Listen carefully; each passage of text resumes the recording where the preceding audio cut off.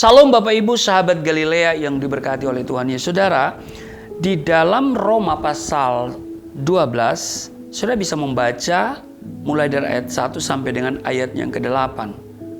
Ini judulnya adalah persembahan yang benar.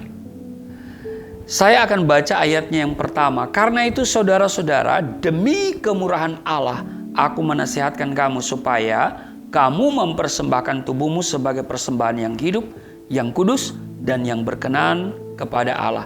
Itu adalah ibadahmu yang sejati. Saudara, klimaks dari kehendak Bapa ialah pelaksanaan korban tubuh Kristus Yesus. Ia mengorbankan dirinya disalib bagi umat manusia. Jadi dalam pelaksanaan kehendak Bapa, kita pun dituntut mengorbankan tubuh kita. Pengorbanan Yesus tentunya berbeda dengan pengorbanan kita. Pengorbanan Yesus berarti kematiannya. Tetapi pengorbanan kita ialah mempersembahkan tubuh kita yang hidup, seperti dikatakan oleh Rasul Paulus di dalam bacaan kita di Roma 12 ayat yang pertama dikatakan, karena itu saudara-saudara, demi kemurahan Allah, aku menasihatkan kamu supaya kamu mempersembahkan tubuhmu sebagai persembahan yang hidup, yang kudus, dan yang berkenan kepada Allah. Adapun langkah kedua dalam meneladani Yesus adalah mengorbankan atau mempersembahkan tubuh kita di atas mezbahnya. Dengan mempersembahkan tubuh kita sebagai persembahan yang hidup, kita tidak lagi punya hak atas hidup kita dan sama sekali tidak punya hak menuntut apa-apa lagi, karena hidup kita bukan lagi milik kita. Amin. Sejak saat kita mempersembahkan hidup kita kepada Tuhan, tubuh kita ini menjadi milik Dia sepenuhnya. Rasul Paulus berkata, aku telah disalibkan dengan Kristus. Namun aku hidup, tetapi bukan lagi aku sendiri yang hidup, melainkan Kristus yang hidup di dalam aku.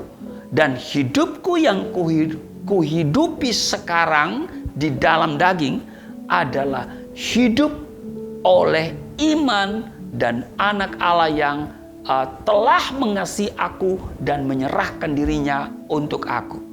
Itu dalam Galatia pasal 2 ayat 19 dan 20. Saudara, karena itu dengar baik, segala sesuatu yang diletakkan di mezbah menjadi milik Allah, maka Dialah yang menentukan segalanya atas miliknya tadi.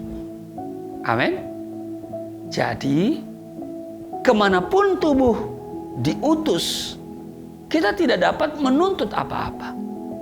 Dan apapun yang kita perlukan, Dialah yang mengaturnya. Amin.